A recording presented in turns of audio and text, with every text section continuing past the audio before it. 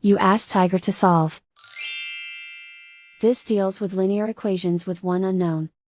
The final result is u equals 49/16. Let's solve it step by step. Group all constants on the right side of the equation.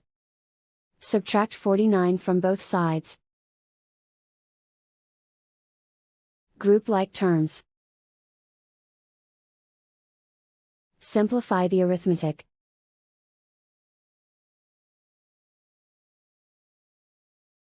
Isolate the u. Divide both sides by -16. Cancel out the negatives. Simplify the fraction. Cancel out the negatives.